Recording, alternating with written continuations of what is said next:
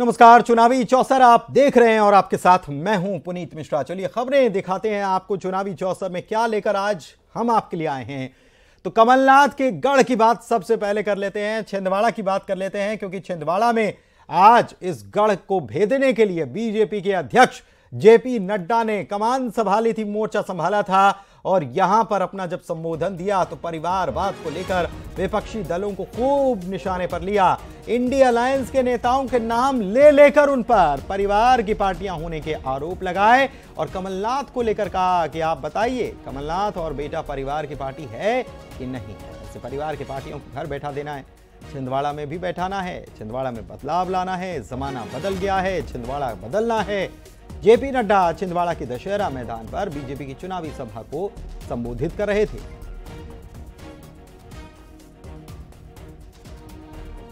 आप बताइए, कमलनाथ और बेटा परिवार की पार्टी है कि नहीं? बताइए, परिवार की पार्टी है कि नहीं? ये सब परिवार, बाकी सबकी छुट्टी, फुल स्टॉप, बाकी सब ताली बजाओ, छुट्टी। आप बताइए, राहुल गांधी, प्रियंका गांधी, सोनिया गांधी परिवार की पार्टी रह गई कि नहीं रह गई?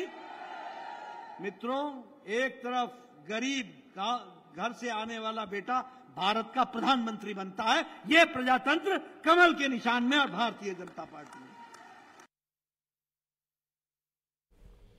बालाघाट के खबर आपको बताते हैं, जहां पर सिवनी में सीएम डॉक्टर मोहन यादव पहुंचे हुए थे। कांग्रेस पर बड़ा हमला बोलते हुए नजर आए।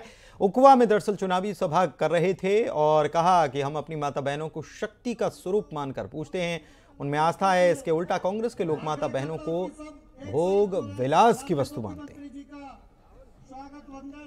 हमारी श्रद्धा है, हमारी आस्था है, हमारी भावना है। माता बहनों को हम सदैव सिर झुका करके प्रणाम करते हैं, ये भाजपा की संस्कृति है। इसके उल्टे कांग्रेस के लोग माता बहनों को भोग विलास की वस्तु मानते। उनके मुंह से निकलने वाली भाषा वो माता बहनों को लजाती है, उनकी इज्जत कम करती है। एक बड़े नेता है, बगल में उनका लड़का चुनाव लड़ रहा है छिंदवाड़ा में, उन्होंने उनकी 13 महीने की सरकार में एक बड़ा आयोजन किया, मुंबई से एक बड़ी फिल्म अभिनेत्री बुलाई और आईफा अवार्ड कराया।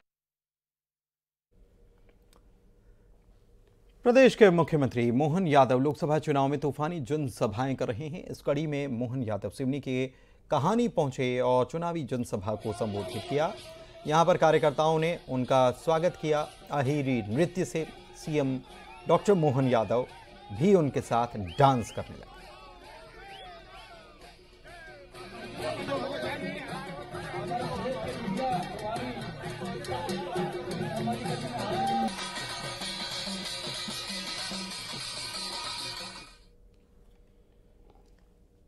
और सीएम ने राज्य के किसानों को बड़ी राहत देने की घोषणा की है। बेमौसम बारिश और ओलावृष्टि के चलते किसानों को मुआवजा देने की घोषणा कर दी गई है और कहा गया है कि कम चमक वाला गेहूं किसानों से सरकार खरीदेगी।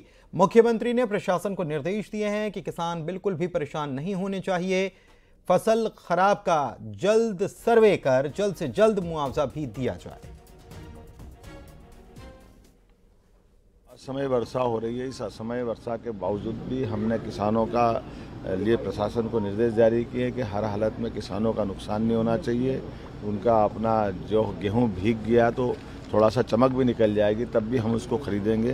किसी प्रकार की खेत के अंदर कोई हानि होती तो उसका सर्वे करा के उनको मुआवजा देंगे। कोई पशु हानि या अन्य प्रकार का नुकसान हो उसकी चिंता भी हम कर रहे हैं। किसी भी कष्ट में सरकार सदैव किसानों के साथ खड़ी दिखाई दे। और चुनाव के बीच कांग्रेस को झटके पर झटके लगते जा रहे हैं। भोपाल में बीजेपी मुख्यालय में कई कांग्रेस नेता बीजेपी में शामिल हो गए। सुर्खी से पूर्व विधायक पारुल साहू पहुंच गई। जिला पंचायत उपाध्यक्ष अमित सक्सेना ने भी बीजेपी ज्वाइन कर ली। इसके अलावा कांग्रेस के प्रदेश महामंत्री शेर सिंह यादव और पूर्व प्रशासनिक अधिकारी प्रतिभा राजपूत भी बीजेपी में आ गई।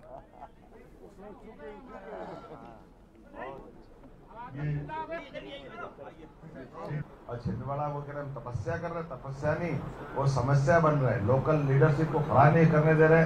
आज तक वहाँ हमारा अपना कोई व्यक्ति सांसद नहीं बन पाया। इसका कारण, एकमात्र कारण कमलनाथ जी। वो लगातार लड़ते रहिए, बाद में पत्नी को लड़ाए, फिर बेटे को लड़ाए, बेटा 10 बार लड़े। इसका मतलब कोई वहाँ के लोग कहाँ जाएंगे जहाँ अपने स्थानीय नेतृत्व। भाजपा ऐसे सारे वर्गों के लिए खड़ी है और हम सब मिलकर के निश्चित रूप से इस बार छिंदवाड़ा की जनता ने तय कर लिया, अंदर का और बाहर का, बाहरी व्यक्ति बाहर जाएगा, जो वहाँ का स्थानीय वो सांसद बनेगा। मुख्यमंत्री ने कांग्रेस नेता दिग्विजय सिंह पर भी निशाना साधा। सीएम डॉक्टर मोहन यादव ने कहा कि दिग्विजय सिंह रण छोड़कर ही भाग गए। वे अब राजगढ़ पहुंचे हैं, जहां अकेले चुनाव लड़ने में भी डर रहे हैं।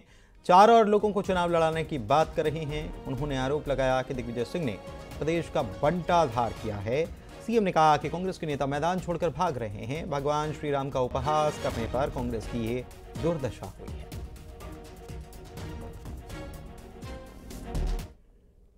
कांग्रेस वाले तो मैदान छोड़ के पहले ही भाग गए भोपाल से। उनको लगा कि अब हम यहाँ जीत नहीं सकते और जीतने के लिए राजगढ़ में भी ढूंढ रहे हैं, तो क्या मैं अकेला नहीं लड़ूंगा, 400 और लड़ाओ, उसमें से कभी झील जाल में जीत जाऊं तो एक क्या बोलते हैं उसको, ऐसे एक दाव लगाओ ना, जिस दाव में 100% जीतने की गारंटी तो नहीं, लेकिन कभी कभी हारने से बचने की आंख में धूल झोंक करके रास्ता निकलता है।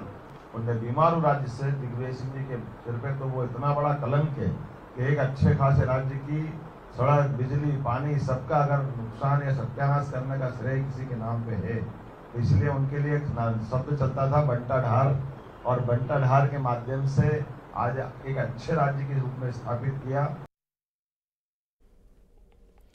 अनूपपुर से खबर बता रहे हैं, जहां पर बीजेपी में कई लोग शामिल हो गए और बीजेपी की सदस्यता ली है। मंत्री दिलीप जायसवाल ने इन सभी को पार्टी की सदस्यता दिलाई। भगवा अंग वस्त्र पहनाकर इनका पार्टी में स्वागत किया गया।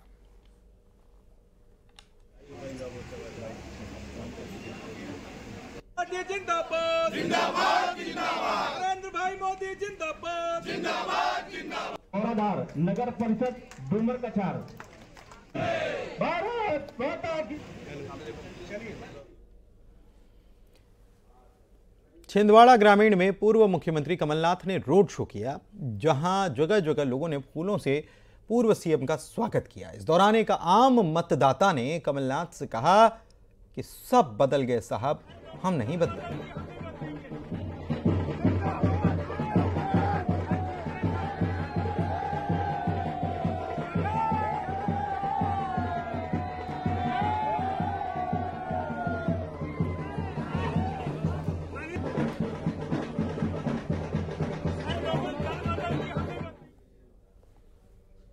कांग्रेस नेताओं के बीजेपी ज्वाइन करने पर नेता प्रतिपक्ष उमंग सिंघार ने कहा कि बीजेपी के दबाव में आकर ये लोग पार्टी छोड़ रहे हैं, बीजेपी में जा रहे हैं। उन्होंने कहा कि छिंदवाड़ा में कमलनाथ को कमजोर करने के लिए बीजेपी ऐसा कर रही है, लेकिन कमलनाथ बेहद मजबूत हैं और छिंदवाड़ा में कांग्रेस जरूर जीतेगी। भारतीय जनता पार्टी के दबाव में इस प्रकार की कमलनाथ जी के प्रति रणनीति बनाई जा रही है, लेकिन मुझे विश्वास है कि कमलनाथ जी वरिष्ठ है, नेता है और वहाँ छिंदवाड़ा में मजबूत है और उनके साथ पूरे लोकसभा में सहानुभूति, उसका लाभ निश्चित तौर से कांग्रेस को मिलेगा। रायसेन लोकसभा प्रत्याशी प्रताप भानु शर्मा के नामांकन में पहुंचे कांग्रेस प्रदेश अध्यक्ष जीतू पटवारी ने बीजेपी पर बेहद बड़ा आरोप लगाया और बड़ा हमला बोला। उन्होंने शिवराज सिंह चौहान पर प्रताप भानु शर्मा को खरीदने का आरोप लगा दिया। जीतू पटवारी ने कहा कि शिवराज सिंह चौहान ने दूत भेजकर कांग्रेस के प्रत्याशी प्रताप भानु शर्मा को खरीदने की कोशिश की थी। चौहान यहाँ से भाजी बीजेपी के प्रत्याशी हैं और बड़ी मर्यादा की, सुचिता की, प्रेम की, प्यार की, अपने आप को एक सज्जन इंसान के रूप में प्रस्तुत करने की राजनीति करते हैं। तब उन्होंने दूत भेजकर आदरणीय प्रताप भानु शर्मा जी को खरीदने की कोशिश की। ये अपने आप में शेम है, दर्द देने वाला, दुख देने वाला है, शर्मनाक बात है। मैं अनुरोध करता हूं संसदीय क्षेत्र की जनता से कि आज दौर कौन सा है जब नेताओं को डराया जा रहा है। और इधर प्रदेश अध्यक्ष जीतू पटवारी के दौरे के पहले जिला अध्यक्ष ने इस्तीफा दे दिया। लोकसभा प्रत्याशी प्रताप भानु शर्मा के नामांकन भरने के पहले कांग्रेस जिला अध्यक्ष मुमताज खान ने इस्तीफा दिया। अध्यक्ष पद छोड़ने की वजह पारिवारिक परिस्थिति बताई गई और लिखा कि मुझे खुशी है कांग्रेस परिवार में 87 से मैं कार्य कर रहा हूं। इसके पूर्व मेरे पिता स्वर्गीय नवाब खान जिले के अध्यक्ष रहकर पार्टी की सेवा करते रहे।